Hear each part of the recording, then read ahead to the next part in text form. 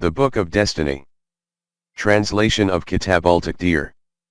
Author: Ghulam Ahmed Parwez. Translated by Dr. Ejaz Rasool. Glasgow, UK. ISBN number 9798884207042. 3 Chapter 3, Man. We have witnessed that in the second stage of the creative program of Allah, His Amr acquired the form of a law, and the things of the universe were created compelled to obey these laws, and Allah made this commitment Himself that He will not make any changes to these laws. This was a very great revolution in the domain of creation, but there was an even greater revolution than this, and that was the creation of man. Laws were also defined for man, but he was not created compelled to obey these. He is given the choice that if he wishes he can live life according to these laws, and if he wishes he can transgress against these. Now just reflect what a supreme revolution this was in the creative program of Allah. 1. Sovereign Allah, possessor of limitless authority, omnipotent, but by declaring the laws devised by Him as immutable, imposed a constraint on Himself. 2. The things of the universe have been created obligated to obey these laws. 3. And man is created as possessor of choice and intent. 3.1 Man, possessor of choice and intent. The one who is constrained only has one path before him on which he has to tread, willingly or unwillingly. But the one before whom there is more than one possibility, and he has the freedom to adopt whichever path he wishes, is called possessor of freedom to choose. This is called the right to choose, choice. The Quran declared about the creation of man that we have shown him two paths, 90:10. In another verse it is stated, we have shown him the correct path of life, now it is dependent on his own decision whether he adopts it or refuses to tread on it. 76:3. This has been expanded at another place. Say to them, Haqq has arrived from the direction of your Rabb, now whoever wishes can adopt it, and whoever wishes can reject it. 18:29. It is stated in Surah Al-Qamar, man can only acquire that for which he makes an effort. 53:39. The impetus for motivation to make an effort is the intention of man. This is why we are informed at a number of places that man can only acquire that for which he makes an intention. It is noted in Surah Bani Israel that the individual who forms the decision to attain immediate benefits in the world, we bestow those same benefits on him, and the individual who aims to acquire the bounties of the future, and then makes an effort for their attainment, we grant him his desire. This is an arena of action and deed, in whichever domain someone makes an effort, he keeps progressing in that. 17:18-20. We have not placed obstructions in the paths of our bounties, these are open to all. Whoever wishes should acquire these through effort and action. It is stated in Surah An-Nisa, whoever forms the intention to acquire immediate benefits, say to him that there are immediate benefits with Allah, and also bounties of the future.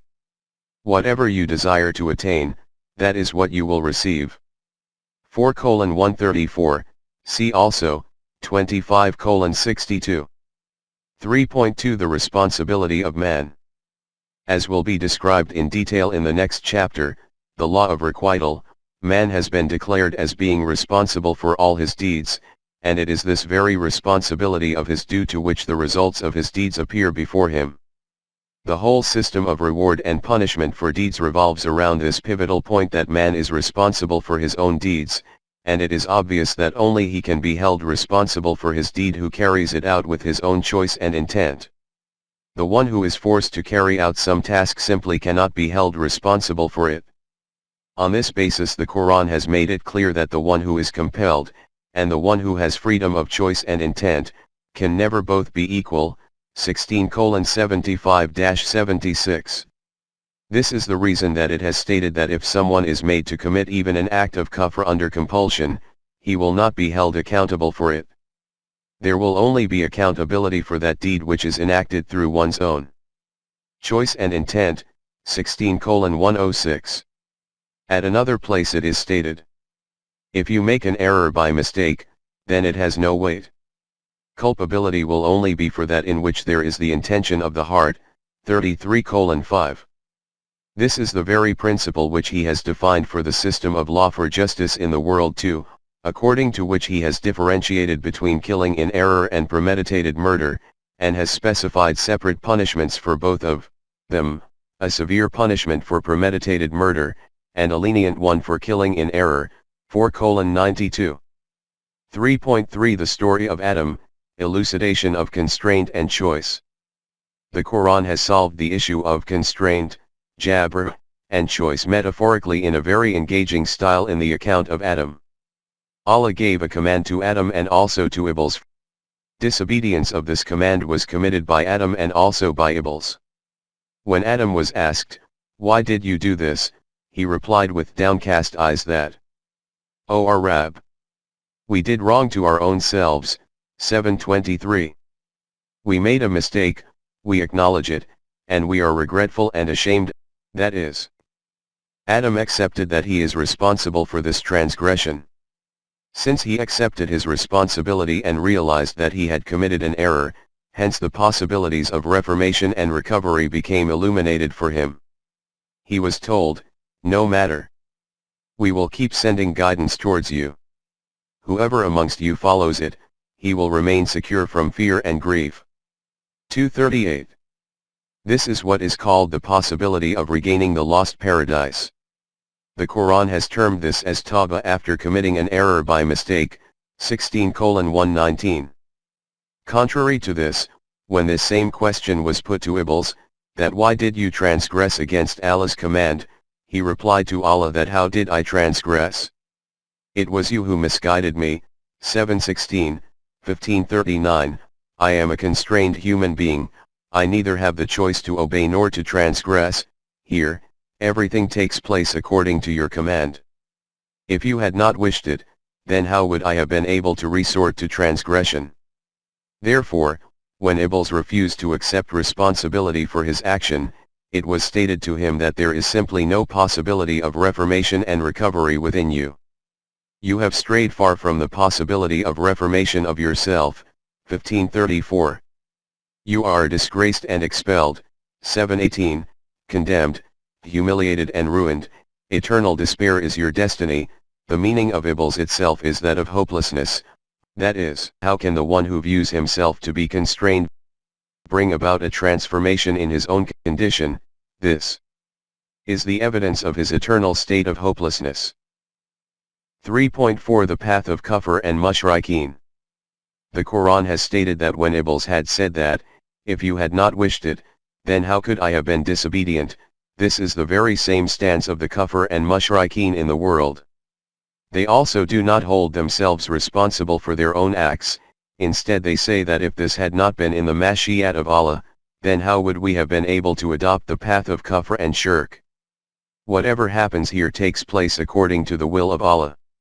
It is stated in Surah Al-An'am. When you will say to these mushrikeen that what kind of path is this that you have adopted, in reply they will say that the mashiat of Allah was simply like this. If Allah had not wished this, then neither we nor our ancestors would have committed shirk. 6:148. In reply to them, Allah stated, "Say to them that whatever you say are your own conjectures and ignorance. Reality has nothing to do with this." 6:148. It is stated in Surah Al-Zukhruf that when you ask them this question, in reply they say, "If Allah had willed, we would not have worshipped these false gods. What can we do? This was simply the will of Allah. What can man do against his will? Hence, we are constrained." 43:20. In response to this, it is stated, "This is total ignorance, foolishness, a lie, a false accusation." 43:20. It is stated in Surah Yasin that when these capitalists are instructed to keep your wealth openly available so that the poor can also obtain bread, these kuffar say to the mu'mineen, "Well, this is something strange that you are saying. If Allah had wished that they do not remain hungry, then He would certainly have provided them with rizq. From their remaining hungry and naked, it is patently obvious that Allah simply does not wish that they should receive food and clothing. So Allah wishes them to remain hungry and naked, and you are telling us to make arrangements for their food and clothing. If we do this, then it will be against the mashiat of Allah. This will be a declaration of war against Him. We cannot become ready to do this. 36:47. In reply to this, the Quran has stated that, "Say to them that what more can be said than this, that you are greatly misguided." 36:47. 3.5 The will of Allah. Pause here for a moment and reflect that when we declare, standing or sitting, that this was how Allah had intended it, His will was simply this, it was His mashiat that it should be like this is indeed what He desired. If this had not been His will, then how could this have taken place? Hence whatever happens here is in accordance with the will of Allah. Man cannot intervene in this in any way, no one can dare to interfere in this issue standing or sitting. We keep uttering this day and night, so much so, that the greater the extent to which one utters this, then the closer he is believed to be to Allah, and the one who advises that, "Do not go against the wish of the beloved, people should not supplicate in my favor." He is considered to be a worshipper of Allah to the same degree. Just ponder what the Quran declares about people who say such things. The verses of the Quran are before you, you can reach a conclusion yourself in their light. If we offer an opinion, then there will be a complaint. 3.6 The mashiat of man in the human world. It is the declaration of the Quran that these kufr and mushrikeen, in obedience to Iblis, state that whatever happens in the human world is in accordance with the mashiat of Allah. And Allah declares to mankind that, "In your world it is your mashiat which is functioning." 41:40. You can do what you wish in any way you like. We have created you as a being possessing choice and intent. Following this, we do not wish to snatch away your choice and intent by interfering in your affairs and by imposing our mashiat on you. If we had wished to snatch it away, then why would we have bestowed it in the first place? This is you evading your responsibility, that despite possessing choice and intent, you proclaim yourselves to be constrained. 3.7 Compulsion in choice. But together with stating that you can act according to your own wishes, he has stated another thing too, due to which after this choice of man, an aspect of constraint appears before us. It is stated, "Do whatever you wish, but understand this much, that every deed of yours will produce a particular outcome according to our law of requital." 41:40. You do have this choice that you can carry out whatever act you wish, but once you have committed an act, then you will no longer retain this control over it that you can prevent its consequence, or create some change in it. This matter will be outside the domain of your authority. You have the choice to tread on one path out of two, but you do not have this choice that though you adopt path A, you desire to reach the destination to which path B leads.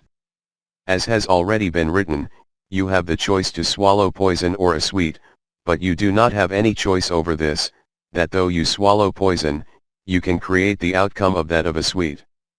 We have defined a law to establish an outcome for every deed of yours. Our law becomes applicable on you according to whatever kind of act you carry out, so that the defined outcome for this deed can be established. The initiative is in your hands, our law keeps on following behind you.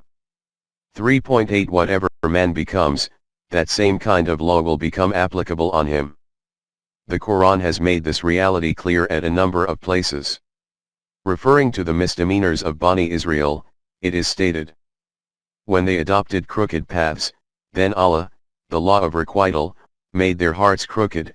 61:5. They were told that now the final messenger of Allah has arrived. If you give him your support, then the period of your punishment of ruin and humiliation will come to an end, but if you revert to your former way again, then we will also revert to our former way, and you will be trapped in the same punishment again. 17:8. Our law is that whoever turns his face away from the right path, we turn his face towards that same direction. 51:9. It is stated in Surah At-Tawbah that, then when they turned away from the correct path, then Allah also turned their hearts away, 9:127. It is stated in Surah An-Nisa about the people who adopt another path after abandoning obedience to the Messenger and the path of the Mu'mineen, that regarding those people whose path they adopt, we also join them together with them, 4:115. Contrary to this, whoever keeps us in mind, we also remember him, 2:152. Whoever makes an effort for the eminence and loftiness of our deen, we also make him eminent and superior. Whoever helps us, we also help him, 47:7. From the above explanations you have seen that whatever path man proposes for himself, the law of Allah becomes congruent with it accordingly. 3.9 Change in the conditions of nations. The Quran also informs us that whichever law is applicable to individuals, the taqdeer of nations also keeps changing in accordance with it. In other words, whatever kind of psychological change some nation produces within itself, a change takes place in its outer condition in accordance with that. It is stated in Surah Ar-Ra'd. It is a fact that whatever is with a nation, Allah does not make any change in it, until that nation does not produce a change in its psyche itself, 13:11, see also, 8:53. This means that just like individuals, there are laws established by Allah for the rise and fall, and life and death of nations. Whatever kind of path a nation adopts, the same kind of law of Allah becomes imposed on it and establishes the consequence of the path of that nation. 3.10 Further elaboration of the word taqdeer. From the above explanations the meaning of taqdeer will have become clear. Let us bring to mind once more whatever was written earlier about the correct meaning of the word taqdeer. It is noted in Surah Al-An'am. Allah made the night for rest, and the sun and the moon as the means for counting and numbering, of time. This is the taqdeer of Allah who is Aziz and Alim. 6:96. It is obvious that we will state this in other words as this is the law established by Allah. Similarly, it is stated in Surah Yasin. And the sun is heading towards its appointed destination, this is the taqdeer of Allah who is Aziz and Alim. 36:38. At a third place it is stated, and we have illuminated glittering lamps, stars, in your nearer heavens, and also made them as a means of protection for you. This is the taqdeer of Allah who is Aziz and Alim. 41:12. As an illustration, it is noted in Surah Al-Furqan. He created everything and then defined taqdeer for them. 25:2. Here, too, by taqdeer are meant the laws established by Allah. In Surah Al-Dahr, regarding the chalices of paradise, it is stated, these chalices will be of sparkling silver, and they will have been made according to specific scales. 76:16. These are the places in which the word taqdeer has appeared in the Quran, and its meanings are absolutely clear, i.e. the scales established by Allah, or the laws of Allah according to which the system of the universe in busy functioning. From this is it evident that the meanings with which this word, taqdeer, is commonly used among us are completely contrary to the Quranic meanings for it. The taqdeer of man, his taqdeer, my taqdeer, this is all wrong. Taqdeer is only that of Allah, i.e. the law of Allah. Hence, in the case of human beings, we will say that taqdeer is that law of Allah which becomes imposed upon man according to his condition. Whatever kind of path man adopts, the same kind of taqdeer of Allah, the law of Allah, becomes imposed upon him. Whoever puts his finger into fire, this taqdeer of Allah becomes applicable on him that he becomes engulfed in the suffering of burning and swelling, and when he applies soothing cream on it, then this taqdeer of Allah becomes applicable on him that he should attain comfort and solace. 3.11 The verdict of Umar Farouk, second caliph. Further elucidation of this very reality is illustrated by that incident in the time of Caliph Umar Farouk, when plague spread in one location, he advised abandoning this habitation and moving into the jungle. At this a companion named Abu Ubaidah said, "What? Do you wish to flee from the taqdeer of Allah?" He replied, Yes. I wish to flee from one Taqdeer of Allah towards another Taqdeer. By remaining in a plague-infested area, and then suffering from the plague by becoming infected as a result of the contaminated environment also occurs according to the Taqdeer of Allah, divine law. And by leaving this place and moving to a clean environment and thus becoming protected from this danger, also takes place according to the Taqdeer of Allah, divine law. Now this matter is up to the choice of man, which Taqdeer of Allah he wishes to impose upon himself. Iqbal has noted regarding this: heighten the level of yourself to such an extent that before every Taqdeer, Allah himself inquires from his servant, tell me what your wish is.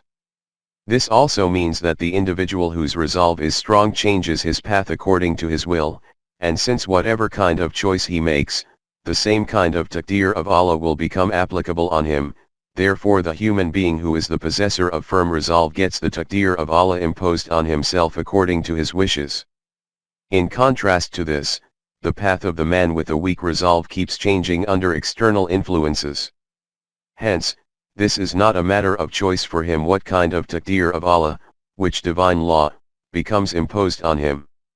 In other words, he is constrained like plants and stones, and consequently remains under the control of Taqdeer, whereas the possessor of resolve keeps his Taqdeer under the obedience of his choice. 3.12 How did this meaning change? This is the Quranic meaning of Taqdeer. How this meaning converted into that meaning which is currently prevalent among us will be explained further on, where it will be described how the deen bestowed by the Quran converted into madhab, religion.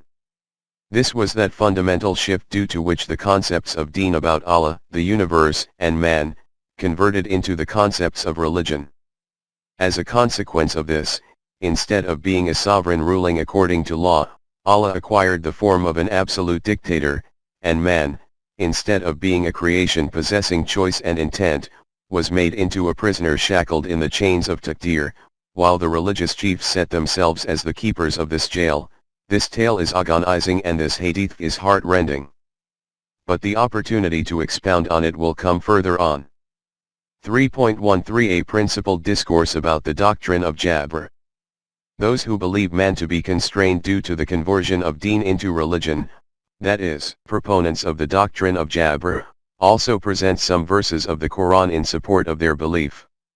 A detailed discussion will take place about these verses in the coming chapters, but in this connection it seems appropriate that the principle of the argument which is touched upon should be brought to the fore at this point, so that the matter becomes clear in principle right here. It is commonly averred that Allah has stated that 1. No individual knows what he will do tomorrow, 31-34. He does not know where his death will take place, 18-23. 2. And Allah has stated about himself that Allah is aware of both the present of people and also of their future, 2:255, and other places. From the first verse this logic is drawn that when man does everything according to his own intention, then where is the difficulty for him to ascertain what he will be doing tomorrow? This situation can only arise when man is constrained, hence he will be justified in saying, how can I know what I will be doing tomorrow? Whatever I will be made to do, I will do exactly that. This logic is flawed at a basic level. 3.14 Knowledge of the future. There is no doubt that man is a possessor of choice and intent, but his choice is not limitless.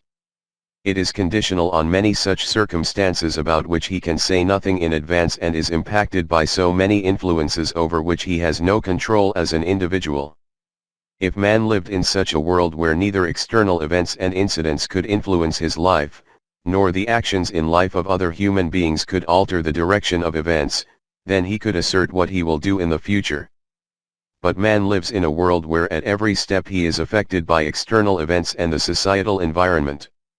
If the question was just about events in the external universe, even then we could have said that as human knowledge continues to progress regarding the secrets and facts of the functioning of the universe, he will become enabled to acquire knowledge in advance about events which are going to manifest in the future.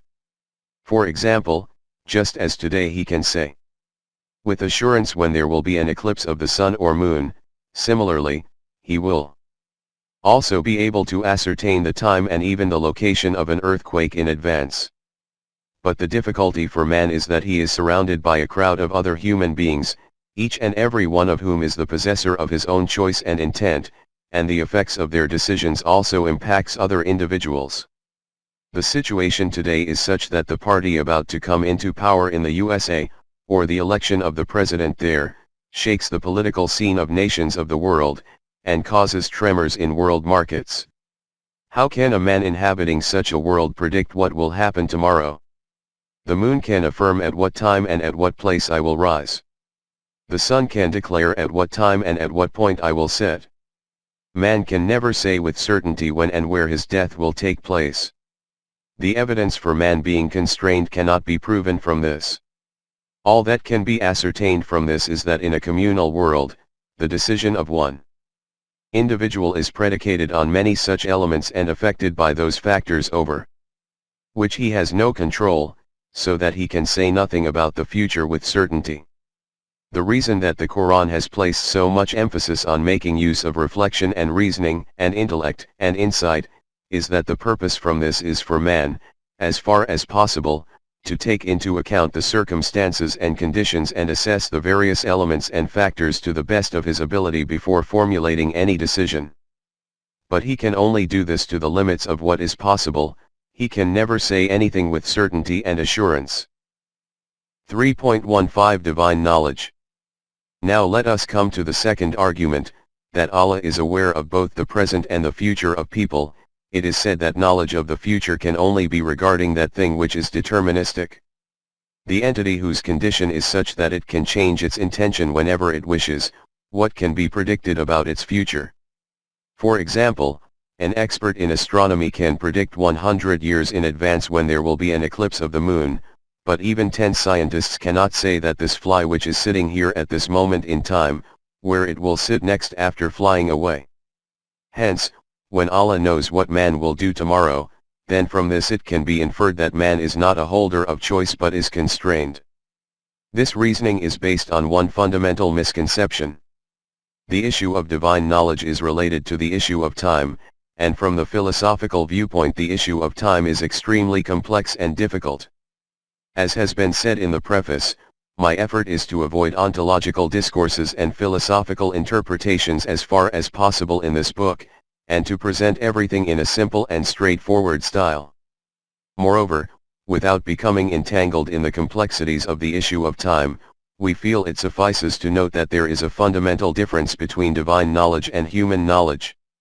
The Quran has declared the alternation of day and night, day coming after night and night after day, as great signs, and has made the movement of the sun and moon the means for counting and numbering. This is that counting and numbering through which we divide time into past, present, and future, otherwise in reality there is no existence of past, present, and future. During sleep when we become unaware of this alternation of night and day, no sense whatsoever remains of time. In the words of Bergson, past, present, and future are merely the signs of those marks which we have put on the yardstick of time merely for our convenience. Allah is above and beyond these demarcations, thus for him this division of time has no existence. Before him, in the words of Iqbal, time has the status of an eternal now. The difficulty is that we cannot cause this reality to be understood even from an example, because while we remain in this current state of awareness and consciousness of ours, we cannot rise beyond the sense of time. Although in relation to space this can be explained, partially, by an example. While we are sitting in the enclosed yard of our house, whatever is happening on the other side of the wall will be unseen for us, that is, invisible to our eyes. But for the individual who is sitting on the rooftop, the events on the other side of the wall are not unseen, but will be witnessed, that is, a matter taking place before his eyes. When Allah has stated that he knows the unseen and the seen, this means that he is witnessing everything from such heights from where nothing can be hidden from his sight. That which you call unseen, for him is also manifestly seen. As has just been said, as long as our consciousness and senses remain functioning, as long as we are making use of our intellect and awareness, we cannot go beyond the differentiation of past, present, and future. We rise beyond this differentiation when our consciousness and senses are suspended, and intellect and awareness disappear.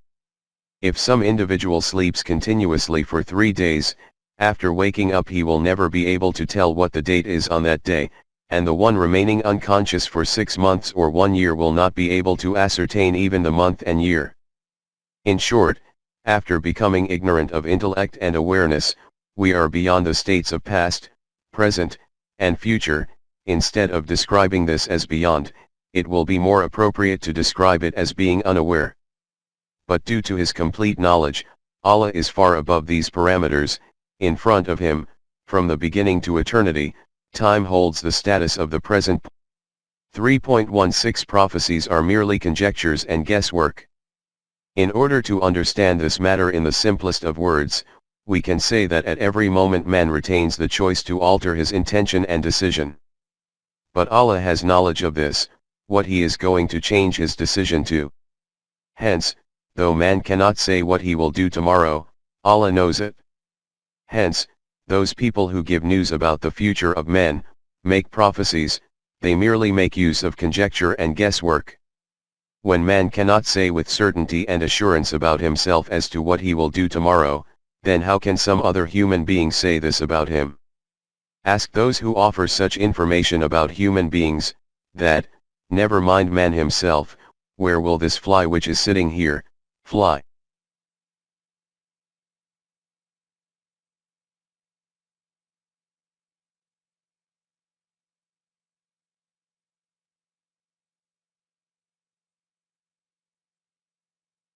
Off to next. You will see that all their prophecies will end up futile. When some individual cannot make this kind of prophecy about a fly, then who can say about man, who is a possessor of choice, what he will do tomorrow, other than Allah? The Quran states that during the era of infancy of man, soothsayers, astrologers, and fortune tellers used to entrap simple human beings in their nets by claiming that they bring news of the heavens. But in the era following the revelation of the Quran, when humanity is reaching its age of maturity, those making these kinds of claims will receive fiery lashes from the domain of knowledge. 72:8-9. 3.17 Deen converted into religion, Mudhab. These were details about the era of Deen, Islam. After this, when Deen converted into religion, these ruinous armies of prophesying, soothsayers, astrologers, fortune tellers, and diviners also appeared even amongst us. And that human being, the possessor of resolve and choice, who was to write his taqdeer with his own hand, became ensnared in the bait of seeking his kismat, fortune, by wandering around showing his palms to others. In the words of Iqbal, today the pattern of their deeds is their taqdeer. Though Allah's taqdeer was hidden in their intentions, what was unacceptable gradually became acceptable. In slavery the conscience of nations becomes transformed.